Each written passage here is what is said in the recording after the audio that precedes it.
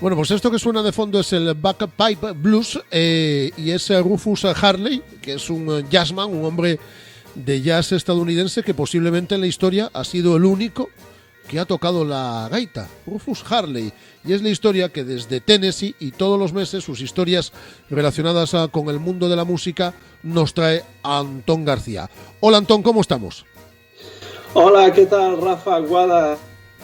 Muy aquí preparados para hablar un poquito de un músico que realmente es insólito, como es este Rufus Harley y su gaita dentro del jazz.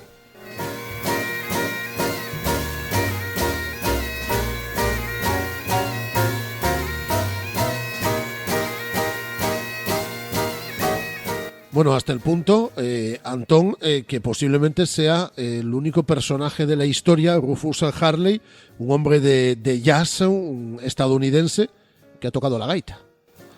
Pues sí, es difícil saber si es el único o no, si es el primero o no, pero desde luego es el único que realmente ha tenido una cierta relevancia. Es un músico de jazz afroamericano, uno de los pocos que han utilizado la gaita dentro del contexto del jazz.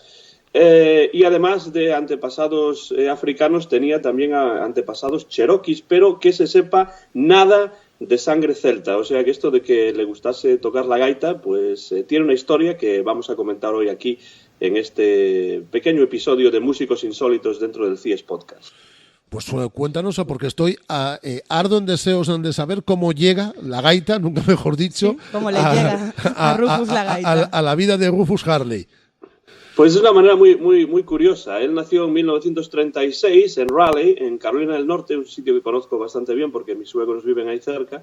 Pero muy pronto, muy pequeño, se mudó a Filadelfia, donde aprendería a tocar el saxofón, también la trompeta, pero en principio no pensaba en convertirse en músico profesional.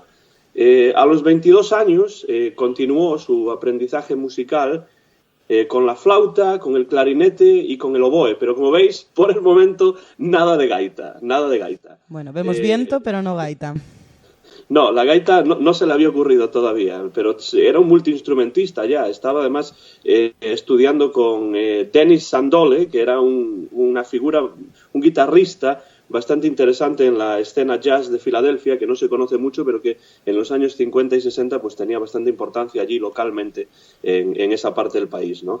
Pero curiosamente lo de la gaita a Rufus Harley le llega en noviembre de 1963 y en ese momento ocurre algo que de alguna manera cambió la historia de los Estados Unidos, el asesinato de John Fitzgerald Kennedy, ¿no? JFK fue asesinado en Dallas en ese mes de noviembre del año 63.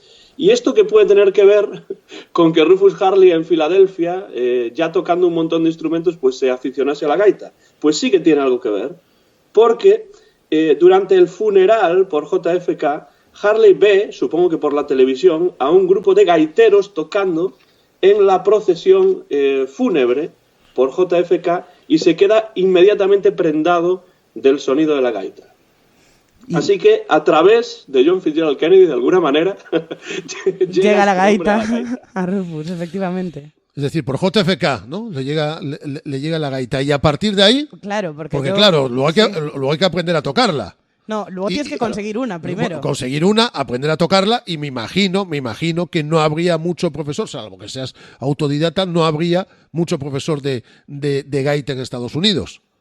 No, desde luego Carlos Núñez no había nacido todavía y no estaba por aquellas latitudes y bueno, no había muchos profesores de gaita, pero como decís, difícil es también conseguir incluso una gaita. Trató de encontrar una gaita por todo Filadelfia, no fue posible que Rufus Harley encontrase una gaita allí.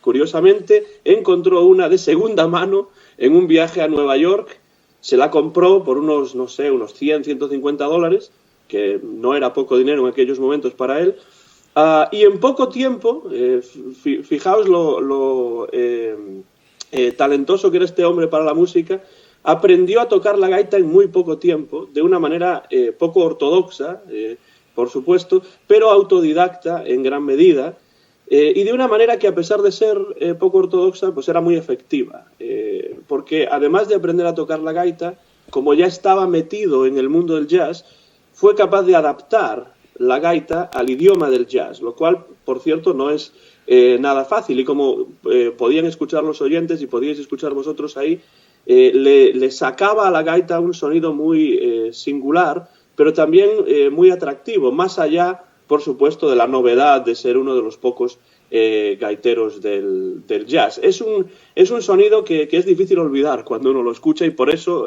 quería traer a Rufus Harley hoy aquí a los músicos insólitos. ¿Algo más que nos quieras contar de Rufus? Luego te toca hacer una pregunta ajena a la figura de Rufus Harley, pero ¿algo más que nos quieras contar? Pues que decir unas cuantas cosas, por ejemplo, que en sus discos toca también la flauta, toca el saxo, ha llegado a grabar con grandes del jazz como Herbie Mann, como Sonny Rollins, como Sonny Stitt, y también se ganó el respeto con su música de figuras como John Coltrane, como Dexter Gordon, como Dizzy Gillespie, con los que grabó o tocó en directo en algunas ocasiones. Una anécdota curiosa de Rufus Harley es que cuando estaba aprendiendo a tocar la gaita, claro, hacía muchísimo ruido y no sonaba muy bien todavía, y entonces algunos vecinos llegaron a llamar a la policía en alguna ocasión por el ruido. Y cuando llegaban los agentes de policía a su casa y llamaban a la puerta, Rufus Harley escondía la gaita, según parece, y salía con la flauta.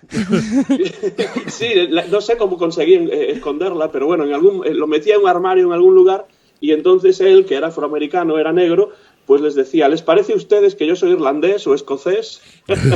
Y entonces de esa manera se libraba de algún problema con la policía, aunque no con los vecinos, que no estaban muy contentos. También vivió gran parte de su vida en Filadelfia, donde ejerció además como docente también. Solía vestirse con la típica falda escocesa, con el kilt, para sus conciertos, y también llegó a actuar en varios programas de televisión. Murió hace unos 12 años aproximadamente, 13 casi, en el año 2006, debido a que sufría de cáncer de próstata, pero dejó una descendencia, atención, de 16 hijos. Madre mía.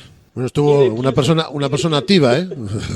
Y en muchos sentidos era muy activo, desde luego, y 15 nietos también, algunos de los cuales pues también son músicos. Como ya hice con Johnny Ace en la primera entrega, quiero deciros para terminar que sus mejores discos son los 4 que grabó para el legendario sello Atlantic entre 1965 y 1970, y son verdaderos ejemplos perfectos de este sonido insólito de Rufus Harley, y precisamente uno de ellos se titula Bagpipe Blues, que es ese primer tema que escuchamos para empezar esta conversación. Y los 4, por suerte, han sido publicados en una recopilación en forma de CD, un CD doble, que se titula Courage, Coraje, The Atlantic Recordings, es decir, las grabaciones completas de Atlantic. Y no contentos con eso, en el año 2008, Guada, Rafa, el documentalista George Manny rodó un documental sobre su vida que es muy interesante y que yo recomiendo a todos los que estén escuchando esto en estos momentos que busquen este documental, porque ahí sí que se puede aprender muchísimo más acerca de Rufus Harley. Se llama Pipes of Peace, es decir, pipas de la paz, pero en realidad es un juego de palabras entre pipas de la paz y gaita, que en inglés se dice bagpipe. Pues nada, un músico muy singular que yo recomiendo que escuche todo el mundo con los oídos bien abiertos, porque realmente es un músico insólito que a mí me gusta mucho y que me parece que vale realmente la pena entrar en este insólito e interesante universo musical de Rufus Harley. Antón, quiero que escuches esto y que lo escuchen nuestros oyentes de CS Podcast, porque a través de la gaita y del jazz hizo versiones tan... iba a decir extrañas, no sé si es extraña la palabra, pero vamos, sí que suena extraño y suena muy bien, de bandas sonoras fundamentales en la historia de la música, como esto que vamos a escuchar.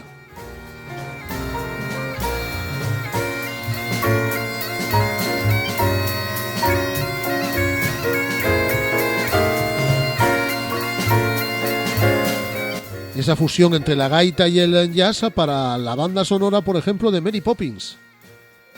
Pues sí, esta es una de las canciones estrella de esa banda sonora que los hermanos Sherman compusieron en los años 60 para la película de Walt Disney Mary Poppins. Es precisamente esa famosa canción de los desollinadores, que en español se había traducido como eso de ser un modesto desollinador, ¿no? Pues que en inglés se titula Chim Chim Cheree. Y sí, pues en sus discos hay un poco de todo. Hay adaptaciones al jazz de música tradicional escocesa, de música tradicional irlandesa, lo cual le valió, por cierto, que una familia escocesa le enviase también una falda escocesa de su propia familia que él guardó como oro en paño y que utilizó también a lo largo de su vida. Y después pues también incluye temas de blues, temas propios e incluso alguna adaptación de gospel pasada por ese tamiz no de la guitarra, sino de la gaita, que a mí me parece que suena tan bien.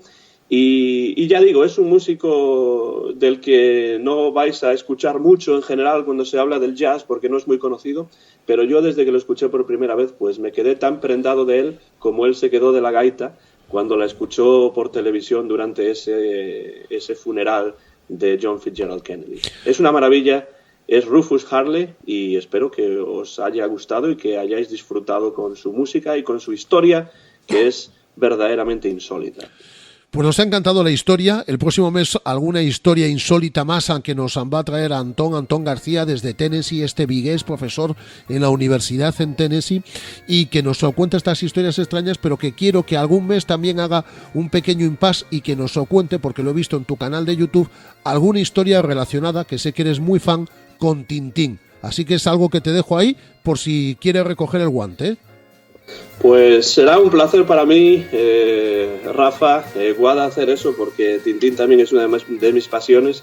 Me lleva además a mi infancia, pero ha sido una pasión que a lo largo de los años pues he mantenido. Y sí, en mi canal de YouTube pues hago unos vídeos de cada uno de los álbumes de Tintín, haciendo un comentario crítico de cada uno de ellos. Ya voy por el número 10 y será un placer para mí hablar tanto de música como de Tintín, como de lo que vosotros queráis aquí en CIES Podcast. Muchas gracias por tenerme aquí y bueno, pues os emplazo a la próxima.